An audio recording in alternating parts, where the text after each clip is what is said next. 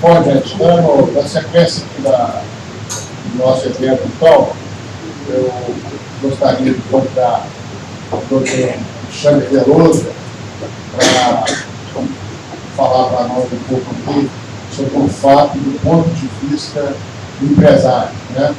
O doutor Alexandre Veloso é médico, ele atualmente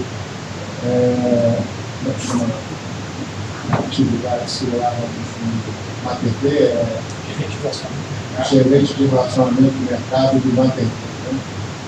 Passar a palavra para ele, então. Muito obrigado. Bom dia a todos. É um prazer estar aqui. Queria agradecer aqui na pessoa do Érico, do Celso, do Celso pela participação aqui, pelo convite de participar desse evento. Em primeiro lugar, eu gostaria de dizer o seguinte, que o tema é fato de debate. Então, o debate é feito pontos contra pontos. Então, é exatamente a colocação de várias perspectivas que nos ajudam a debater. E a outra coisa que me comentaram aqui, falar da realidade empresária. Eu não tenho nenhuma procuração de empresário, não represento nenhuma organização patronal, sociedade patronal, sindicato, nada disso. Eu estou aqui mais porque a minha vivência como médico trabalho em empresas. Então, baseado nisso, eu venho trazer aqui algumas perspectivas que eu entendo do ponto de vista do fato, que representa o fato. E, é claro, uma tarefa um pouco mais difícil, porque eu estou na sequência de dois grandes palestrantes aí que exploraram o tema muito bem. Bom, vou passar aqui embaixo. Assim? Aqui, aqui é o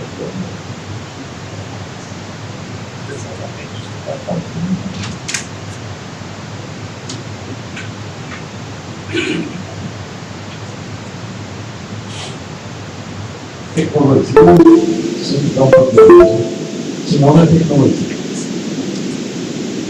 Bom, eu acho que o tema, a questão conceitual, técnica do tema fato já foi bem explorada. Eu começo aqui só fazendo uma síntese, não pretendo fazer nenhum tipo de exploração mais detalhada do tema, mas lembrando que o FAP e o NETEP apareceram próximos do ponto de vista do tempo, o NETEP um pouco antes, logo depois do FAP. E especificamente a questão do FAP tinha essa fundamentação do ponto do mar, né, da premiação e da punição para a boa performance ocupacional, a sinistralidade ocupacional, teve folga tributária, uma metodologia de cálculo específica, já foi falado aqui, tinha o objetivo de flexibilizar a contribuição do antigo SAT, né, que 1, 2 e 3 passou de TEI a 6, comparando empresas do mesmo KNAI, inicialmente sobre CATs emitindo benefícios descontados e liberados, e tinha esse viés aí de aumentar em até 100% e diminuir 50% a contribuição. Vou passando aqui.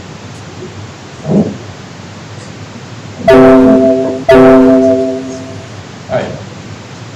Bom, o que se dizia então em 2009, quando foi a colocação, o tema foi colocado de forma mais consistente para as empresas? Posso. Então, o que se dizia em 2009 sobre o fator acidental de prevenção e déficit epidemiológico? Seria a maior revolução nas relações de trabalho dos últimos 50 anos, seria a aplicação da teoria do risco, ou seja, a responsabilidade objetiva na legislação previdenciária.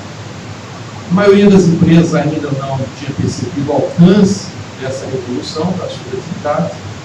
O primeiro desafio era entender conceitualmente, que eram duas coisas completamente novas, sendo muito frequente no início a confusão entre fato e NETEP, que eram diferentes, mas altamente relacionado, e que o tema extrapolaria as questões meramente trabalhistas e teria impacto direto sobre os negócios das empresas. Então, eu começaria dizendo fazendo um pouco a nossa autocrítica. Né? De 2010, o início da aplicação do FAP até 2018, nós estamos no 9º ano. Esse é o indicador oficial calculado pelo governo para todas as empresas que estão dentro daquele objeto ali de pesquisa, né, que foi colocado aqui pelo Paulo Sérgio. Permite a comparação dentro da mesma atividade econômica, ou seja, é uma ótima oportunidade de benchmarking. É uma estratégia que leva uma primazia do mérito, ou seja, quantifica os bons, penaliza os não tão bons. Né? É uma oportunidade de revisão dos processos, de excelência, melhorar a excelência da gestão de saúde ocupacional e, inclusive, por ganhos econômicos, uma vez que flexibiliza, pode minorar o tributo. O que não pegou, então? Quando eu falo que não pegou, é do ponto de vista de oportunidade de gestão. Gradativamente, que vem sendo cada vez mais utilizada. Mas, de fato, não pegou. Com o que seria uma grande revolução, uma estratégia interessantíssima que mobilizaria as empresas para atuar na gestão da saúde de uma forma inteligente, de uma forma que viabilizasse, que melhorasse a sua performance empresarial, e aqui eu estou falando da perspectiva das empresas. Por que não pegou, então? É uma falta de visão de negócio das áreas de saúde, segurança e trabalho das empresas? É um predomínio, uma visão cartorial e burocrática dos profissionais de saúde, segurança e trabalho, relações trabalhistas e RH? A área de saúde, segurança e trabalho é uma área perdida dentro das empresas, fora do core business. É sonolência mesmo, letargia, esquecer de olhar para o que estava acontecendo. Esse livro foi publicado em 2014 pelo Cláudio Varela e Maurício Sesquim, que foi o presidente do MS, chamada Saúde dos Planos de Saúde. Fala aqui muito sobre o tema da saúde privada no Brasil. Mas tem uma área lá que fala da saúde das organizações, uma parte, um trecho, que ele fala assim: o envolvimento das empresas com a gestão do plano em geral já não é tão grande. Se pensarmos a saúde do ponto de vista mais abrangente, como deve ser feito, essa participação das empresas fica aquém do que poderia ser. Exemplo disso é a completa dissociação que existe entre a assistência médica prestada pelo plano de saúde e o acompanhamento feito na área de medicina ocupacional. Não há, na imensa maioria dos casos, sequer comunicação entre essas duas áreas que poderiam se integrar e interagir em proveito do trabalhador. Segundo eles, isso afeta a competitividade, faz parte do chamado custo Brasil. Então, essa é uma realidade. A gente pode ver o seguinte: quais são os grandes desafios da saúde? Alguns grandes desafios da saúde nessa perspectiva que eu estou falando. Claro que vários. Quando eu trato da saúde corporativa, eu estou falando de integração desses dois mundos que são fragmentados, que é o mundo da saúde chamada assistencial, plano de saúde, medicina suplementar e a medicina ocupacional.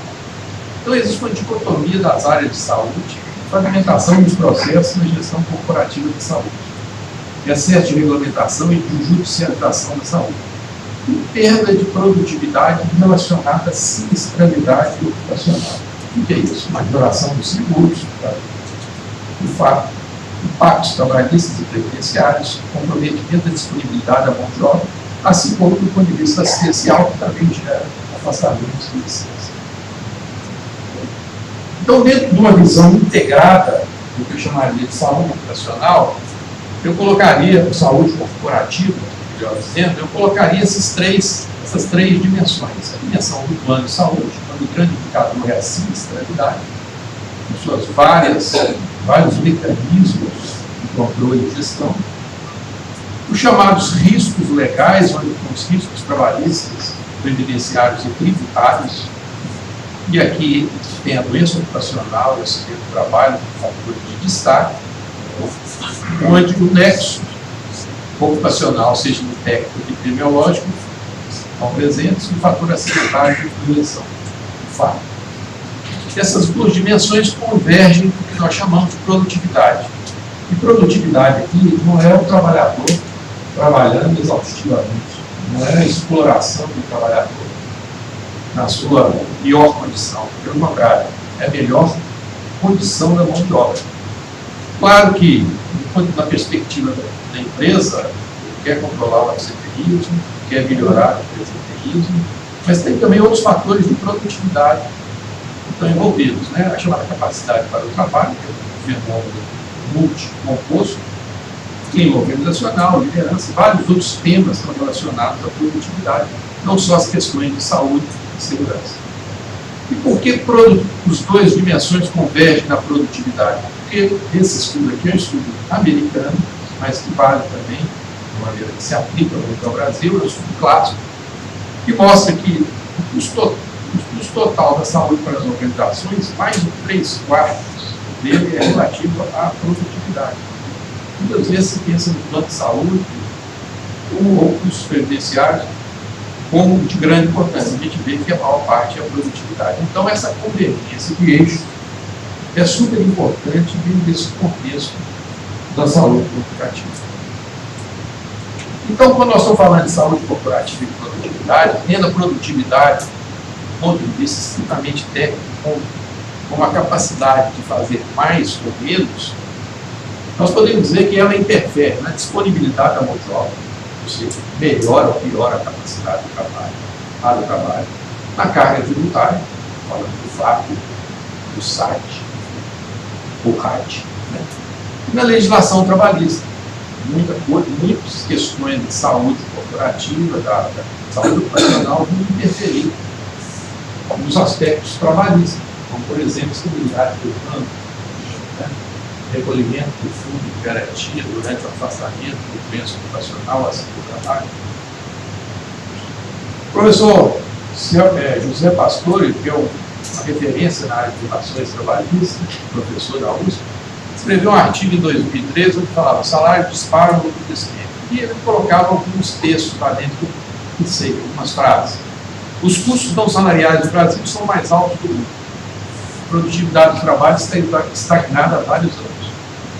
O aumento explosivo do custo do trabalho conspira contra a competitividade das empresas brasileiras. Então, nós estamos falando desse contexto de saúde corporativa na melhor disponibilidade da mão de obra em relação à carga tributária e legislação trabalhista, como um componente entre vários outros da produtividade. E, por sua vez, também, junto com outros componentes, formam o crescimento econômico. Por exemplo, a expansão tributária e a recuperação cultural. Mas a capacidade do trabalho, como eu falei, é um fenômeno multifatorial. Ele envolve vários temas: educação, competência, motivação, da área de recursos humanos. Mas aqui nós vemos saúde, capacidade física e mental, e o funcionamento social e as questões inerentes ao trabalho. Mentais, comunidade de trabalho, ambiente, tudo isso aqui gerando que é considerado capacidade para o trabalho. E quando falamos em produtividade, nós estamos falando mais uma vez na melhor condição da mão de obra. Muito bem. Voltando então àquele panorama dos riscos legais, aquela dimensão aqui dessa figura, no centro tem vários tipos de responsabilidades e riscos para as empresas. E do lado de fora eu coloquei vários temas relacionados à saúde e segurança do trabalho. Mas até outros podem ter deficiência, resultados, coisa especial, sacrifício, salubridade, estudos, doenças, fiscalizações. Se a gente for explodir essa lâmina, o que a gente faz? Bom, responsabilidade civil, vários temas, ações para reparação de danos morais e danos materiais, como eu falei, a teoria do risco, a mudança na interpretação jurídica, mas para responsabilidade objetiva, não há necessidade de comprovação da culpa para se caracterizar a responsabilidade civil. não é a responsabilidade subjetiva, né, do sujeito mencionado, mas a simples condição propícia ao adoecimento do acidente e a responsabiliza simplesmente. Responsabilidade criminal, as questões relacionadas a lesões corporais, mortes, gravidez, os riscos trabalhistas, né? Ação sindical, reparação salarial, reintegração, estabilidade humana, adicionais de estabilidade e periculosidade. Aqui eu estou dizendo, estou colocando no contexto. Claro, quando eu falo em estabilidade humana, longe de pensar, deve ser contra o mecanismo de controle de proteção social do trabalho, ao se colocar estabilidade para quem afastou de uma doença ocupacional ou acidente de trabalho. Mas ela não precisa existir se o indivíduo não adoecer nessa ansiedade. Ou seja, se o indivíduo for saudável, sem doença, não sofrer acidente, não vai precisar de afastar, não vai precisar, não ocorrerão todos alguns desses riscos, e inclusive a questão da estabilidade. A mesma questão da produtividade. Os riscos previdenciários, com transformação de benefício para o previdenciário, sanitário, próprio netérico, meio, sindicato, produtividade especial, atuações regressivas. Responsabilidade profissional para aqueles profissionais da área de saúde e segurança, né, como denúncias, os conselhos, processos éticos profissionais. Os impactos econômicos, multas, atuações, custo contencioso trabalhista, alíquota diferenciada para a aposentadoria especial, indenizações, pagamento retroativo com multa do fundo de garantia, uma vez que foi um documento convencional caracterizado posteriormente, ações regressivas e próprio fato. E as ações do Ministério Público do Trabalho, uma ação civil pública, em termos de ajuste. Tudo isso está dentro de um complexo sistema que a gente denominaria de riscos legais. Bom, entrando especificamente no fato, isso já foi dito, eu vou repetir, para o cálculo dele tem os vários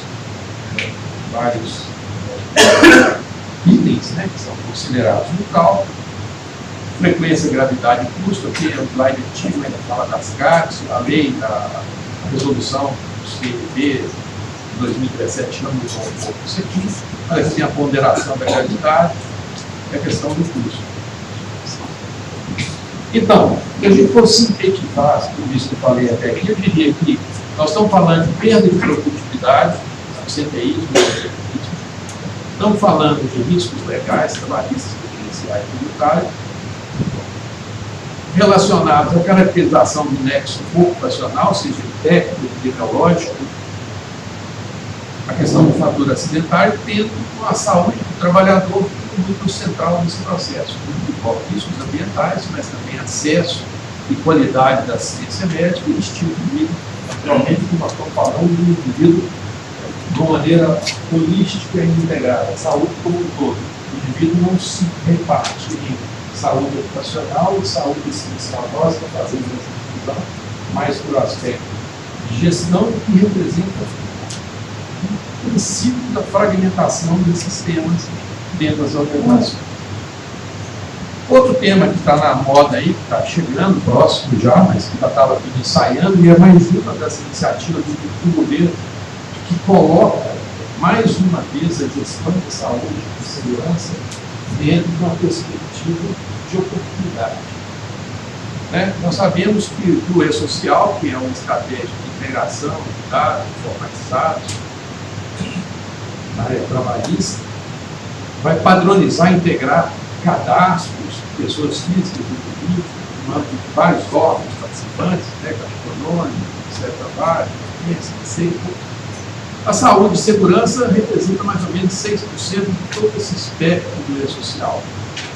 Mais uma vez, o governo, as instituições públicas com a sua competência em gerar soluções, inclusive com grande competência da automatização desse processo, ela nos traz alguns vetores para as organizações. Tem um esforço de TI, é claro que todas as empresas vão sofrer um pouco a organizar para pedir essa informação, de conectividade, de confiabilidade e segurança, então todo um trabalho de adequação, mas também a oportunidade de boas práticas, que gera novas exigências de funcionamento, cria novos padrões de organização, obriga a empresa a repensar seus valores.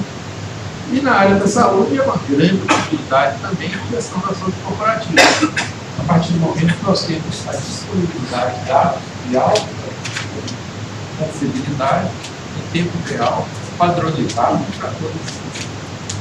Então, mais uma vez, está sendo de fato, no nexo tecnológico, mais uma vez, o governo induzindo as empresas a gerirem melhor os seus processos de e aí nós falamos de saúde. Eu quero lembrar muito aqui desse aspecto que foi falado na primeira palestra pelo Paulo César. Quer dizer, uma série de. Quando eu lembro perfeitamente o início, logo no lançamento do texto tecnológico, do FAC, nos primeiros estudos, havia uma avalanche de questionamentos sobre tecnologia, sobre a adequação de determinadas definições. Esse processo, até por negociação entre vários partícipes, né, ele fala que não é uma, de fato, não é a coisa do governo, dessa empresa, dos empregados, através do seu foi havendo uma negociação entre as partes e um aprimoramento dessas questões. Eu lembro muito bem que um dos temas que era extremamente questionável era colocar no fato o acidente do trajeto, como responsabilizar o empregador por um acidente de trânsito, que saindo da casa, saindo de casa, atropelar, porque não tem uma boa gestão do trânsito, então isso entrar no cálculo da sinistralidade ocupacional e pagar mais tributo por isso. Então é uma questão, então, tem sido aprimorado, né? As questões das travas, a questão da morte ser só computada no primeiro ano, é claro, é lógico, senão ele ia ser computado duas vezes. Né? Se é computado no primeiro e segundo ano, como o primeiro ano é o segundo da conta seguinte, ele vai ser contado no primeiro e no segundo ano. Duas vezes a mesma morte, está computando em ônibus. Então, tudo isso foram melhorias e muitas outras virão. É um processo de contínuo melhoramento, de contínuo desenvolvimento. Isso aperfeiçoa a estratégia, aperfeiçoa o instrumento de gestão que é útil para as empresas e certamente será útil para o trabalhador na medida que vai propiciar melhores condições de saúde, melhores condições de produtividade, empregabilidade. Então, já mais fechando, não sei como é que está meu tempo aí.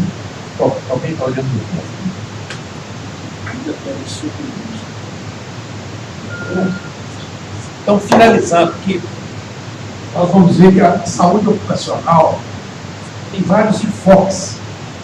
A gente pode fazer um enfoque mais reativo ou um enfoque, uma abordagem mais proativa.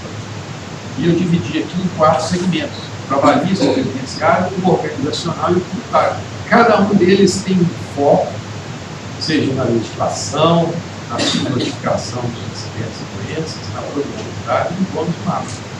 A premissa aqui do enfoque meramente trabalhista é INR de programas legais, exames ocupacionais e documentação, impactos de fiscalização, notificação e adequação. Essa é a estratégia cartorial. Infelizmente, parece que muitos dos profissionais da saúde e segurança se concentram muito nessa vertente reativa, meramente trabalhista e meramente cartorial, esquecendo que todos os técnicos de gestão de risco pode ser feito com as diversas outras abordagens, seja no aspecto previdenciário, que é a questão dos métodos,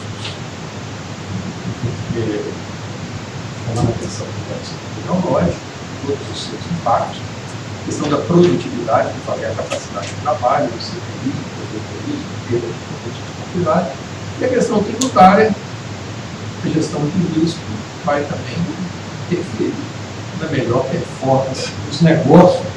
Né?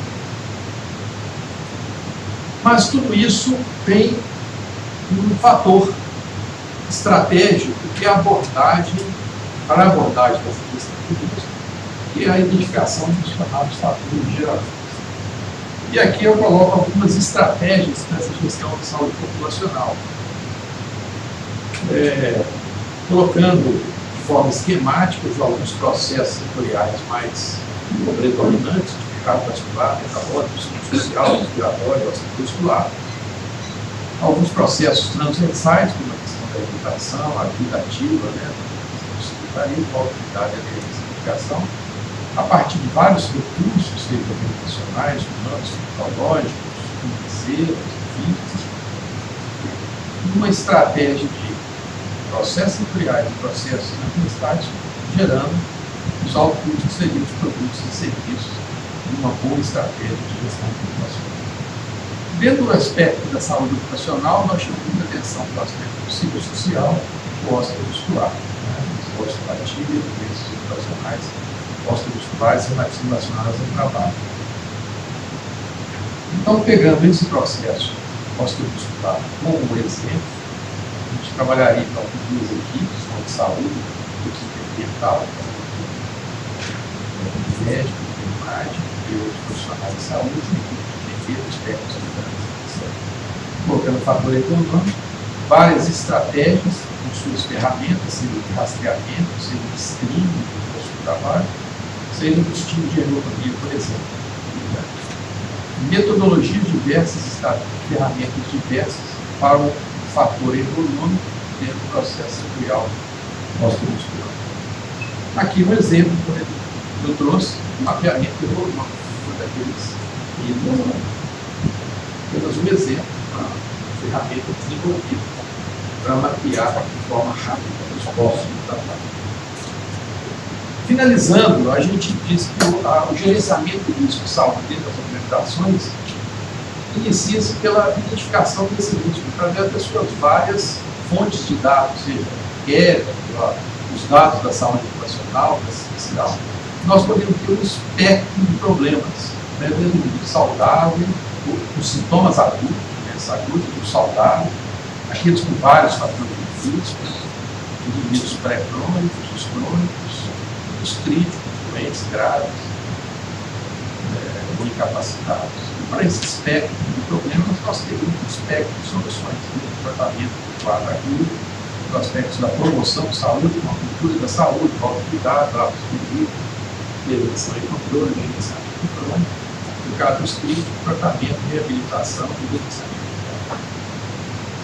Bom, então isso é um pouco do panorama que eu vejo onde as empresas podem, de uma forma estratégica, tratar a questão da saúde, saúde corporativa, integrando as suas várias vertentes e com resultados, com a premissa de que tem por trás o fator sanitário de prevenção, que é um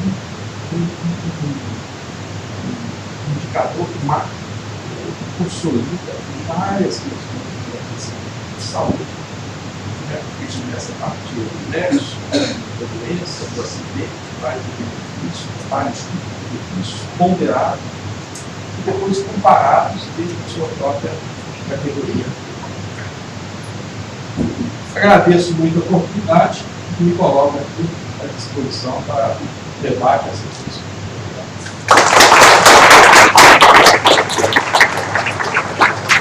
Doutor Alexandre, muito obrigado pela sua brilhante presença.